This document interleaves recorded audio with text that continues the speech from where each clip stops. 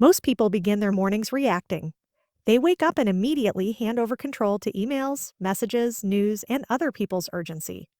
That single habit quietly trains you to be passive all day. If you want to make more money, you have to flip that dynamic.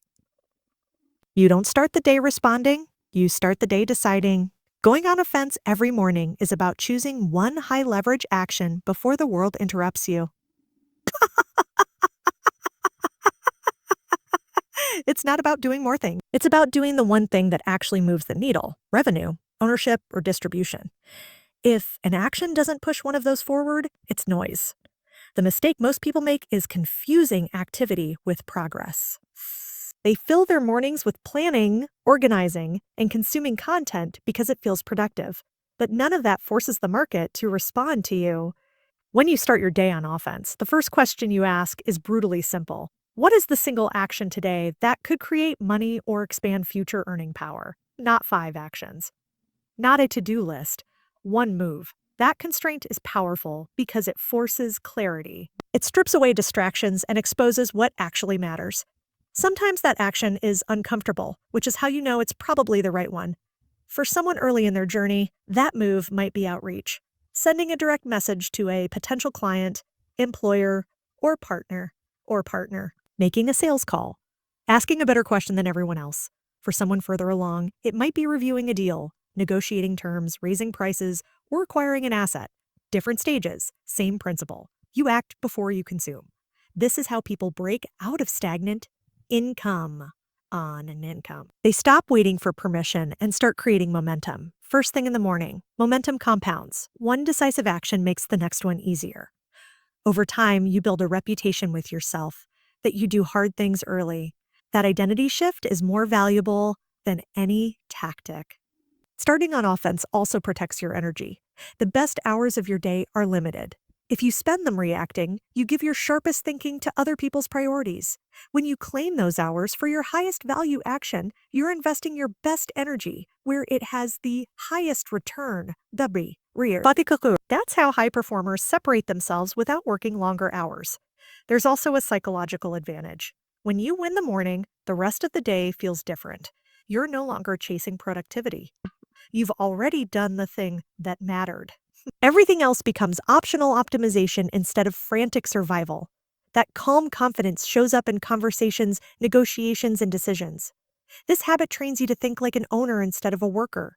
Workers wait for tasks. Owners create opportunities. Owners create opportunities. Owners decide what matters before anyone tells them. By repeatedly choosing a money-moving action each morning, you slowly rewire how you see your time. Time stops being something that disappears and starts being something you deploy. Most people never lack information. They lack execution under conditions of discomfort. Starting your day on offense forces execution before excuses have time to form. No scrolling, no warm-up. One decisive move that creates leverage. Do that consistently and income growth stops feeling random and starts feeling inevitable. Most people wait to feel motivated before they take action. They tell themselves they'll start when they feel ready, confident, or inspired. That moment almost never comes. Motivation is unreliable, emotional, and reactive. Discipline is none of those things. Discipline is a decision made in advance, and it's the real driver behind long-term money and freedom. Replacing motivation with discipline is a mindset shift that separates high performers from everyone else. Motivation depends on mood. Discipline depends on systems. When your income depends on how you feel, your results will always be inconsistent. When your income depends on habits you execute regardless of mood, progress becomes predictable. Small daily actions look insignificant in the moment. That's why most people skip them. Sending one message, reviewing one contract, practicing one skill for 15 minutes doesn't feel impressive. But discipline turns small actions into a compounding machine. Each repetition builds evidence. Evidence builds confidence. Confidence fuels better decisions. Over time, what started as boring consistency turns into leverage. Discipline also removes the mental friction that drains people. When you rely on motivation, you negotiate with yourself every day. Should I do this now or later? Do I feel like it? Is today the right day? Those internal debates consume energy. Discipline eliminates that conversation. The decision has already been made. You show up because that's who you are, not because you feel like it. This is how people escape jobs they hate. They don't quit dramatically. They quietly build capability and options on the side through disciplined effort. They train skills when they're tired. They learn markets when no one is watching. They send outreach when rejection feels uncomfortable. None of it is glamorous, but all of it compounds. Discipline creates a feedback loop. When you keep promises to yourself, your self-trust grows. That self-trust changes how you negotiate, how you price your work, and how you take risks. People with self-trust move faster because they don't hesitate. They don't need external validation to act. They don't need external validation. That speed alone creates an advantage. Motivation spikes and crashes. Discipline is steady, and steady is what builds wealth. Businesses aren't built on bursts of excitement. They're built on repeated execution of unsexy tasks. Following up, refining offers, improving margins, studying competitors, and shipping consistently. Discipline turns these tasks into muscle memory instead of emotional events. Another advantage of discipline is emotional resilience. When things go wrong, motivated people quit because the feeling disappears. Disciplined people adjust and continue. They expect resistance. They plan for boredom. They understand that discomfort is not a signal to stop, but a signal that growth is happening. This approach also reframes failure. When your system is disciplined, a bad day doesn't define you. Missing once doesn't break the habit because the identity is already set. You don't need perfection. You need return speed. Discipline is what brings you back on track without drama. Over time, discipline gives you something motivation never can. Freedom. Freedom from mood swings. Freedom from procrastination. Freedom from waiting on the perfect moment. You stop outsourcing your progress to emotions and start owning it through action. That ownership is what creates consistent income, optionality, and confidence that lasts. Money rarely moves in straight lines. It moves through people. Opportunities, deals, capital, and knowledge almost always come from relationships, not isolation. Yet most people treat networking like an occasional event instead of a daily habit. Building wealth requires a different approach. Intentional, consistent outreach that compounds over time. Daily outreach isn't about being transactional or needy. It's about staying in motion within a network. When you make connecting a non-negotiable habit, you stay visible. Visibility creates familiarity, and familiarity creates trust. Trust is what unlocks access to better opportunities. This is why people who seem unlucky are often just consistently present. The key is understanding that not all outreach is the same. You don't message everyone with the same intention. Each day, you reach in 3 directions. One message goes to someone ahead of you. This is how you compress time. People further along already made the mistakes you're about to make. A thoughtful question, a genuine thank you, or a clear value-based message puts you on their radar without asking for anything in return. The second message goes to someone at your level. These relationships grow with you. Today, they're peers. Tomorrow, they're partners. Building alongside others creates shared momentum. You exchange insights, resources, and encouragement. Over time, these peers become deal flow, referrals, and trusted collaborators because you grew together instead of competing in silence. The third message goes to someone you can help. This is the most overlooked and most powerful category. When you lead with contribution, you build goodwill without expectation.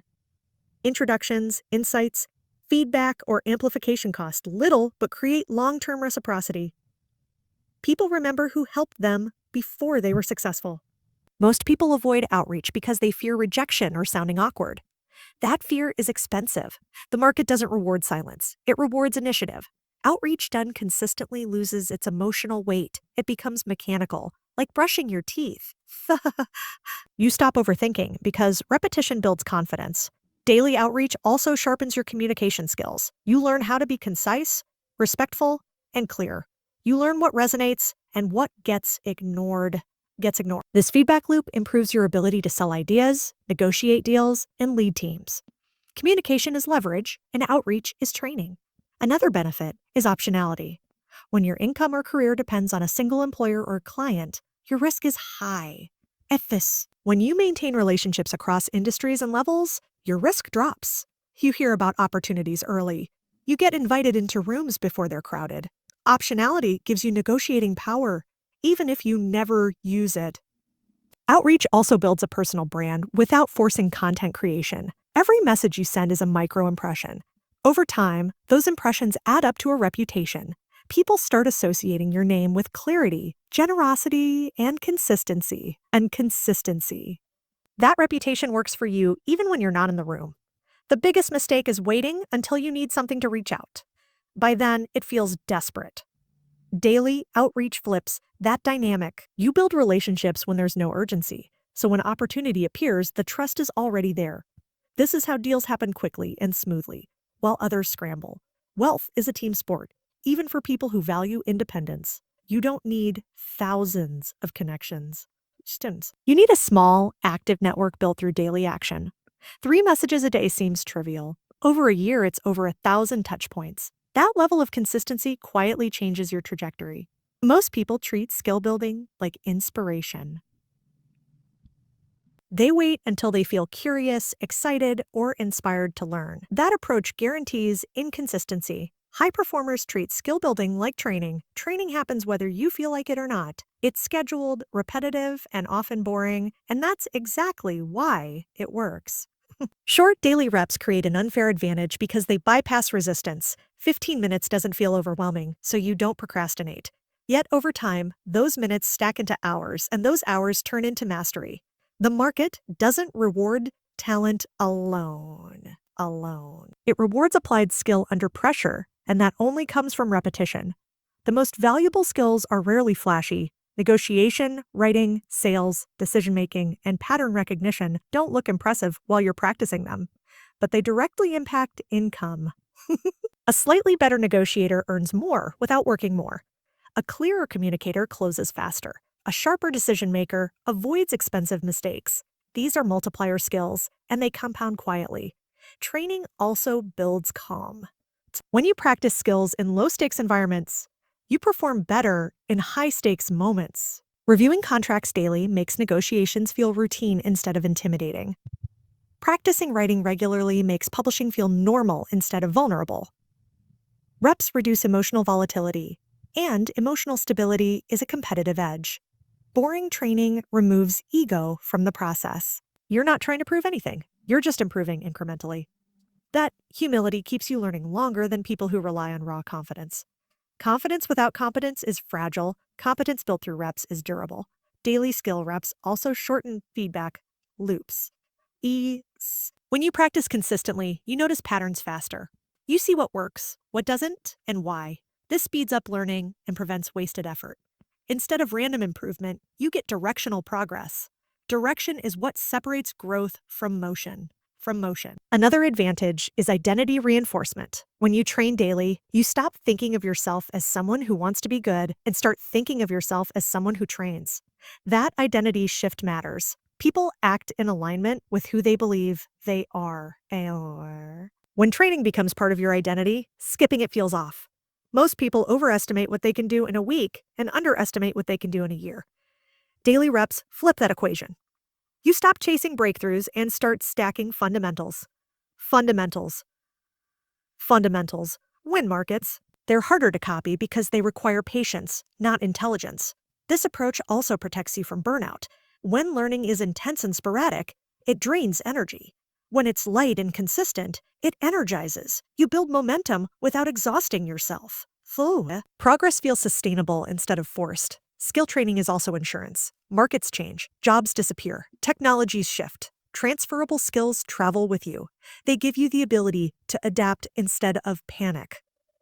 When you train daily, you're always increasing your baseline capability, even if you don't see immediate returns. People who win long-term don't look special in the beginning. They look consistent. While others wait for motivation or perfect conditions, over time the gap widens, not because they worked harder, but because they trained smarter and showed up every day. Most people are taught to chase effort instead of leverage. They're rewarded for being busy, staying late, and looking productive. That mindset creates workers, not owners. Hustle without ownership caps your upside. You can work harder and still stay in the same place. Wealth is built by focusing on ownership, calculated risk, and systems that repeat without constant effort. Ownership changes how you think. When you own an asset, a process, or an audience, your time stops being the sole input. You're no longer paid only for hours worked. You're paid for decisions made once that continue to produce results.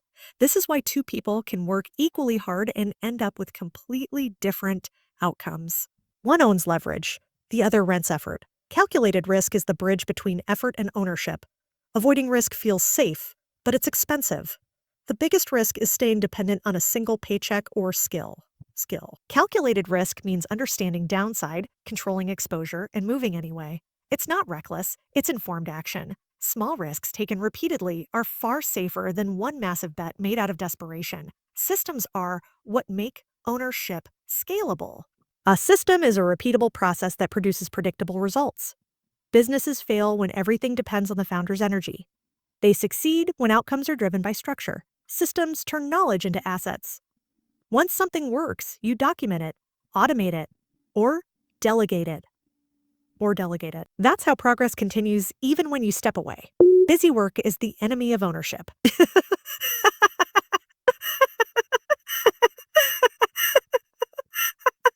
Owners prioritize actions that create durable value, improving margins, strengthening distribution, deepening customer trust, and refining offers. These actions don't always produce instant gratification, which is why most people avoid them.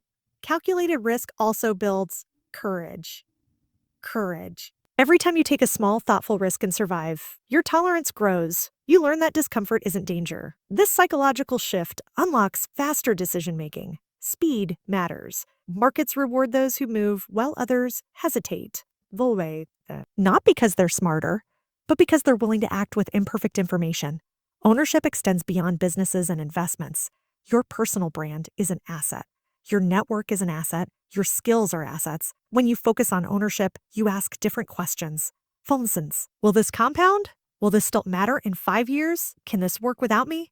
These questions filter out distractions automatically. Hustle culture glorifies exhaustion. Ownership culture values efficiency. Working fewer hours for higher output isn't laziness, it's mastery. Owners design their days around leverage, not effort. They spend time thinking, structuring, and deciding because those activities have asymmetric upside. Systems also protect you emotionally. When income is tied to structure instead of constant effort, pressure decreases. You're no longer sprinting every day. That stability improves decision quality. Calm decisions beat frantic ones, especially in money and business. People who build wealth long-term don't chase trends endlessly. They find repeatable models and refine them. They understand that boring businesses with solid systems often outperform exciting ideas with no structure. Predictability scales. Chaos doesn't. When you stop glorifying hustle and start prioritizing ownership, risk, and systems, your relationship with work changes. Effort becomes intentional instead of endless. Progress becomes measurable instead of exhausting. You stop asking how hard you worked and start asking what you built and what continues to work without you. Most people live on autopilot, without realizing it.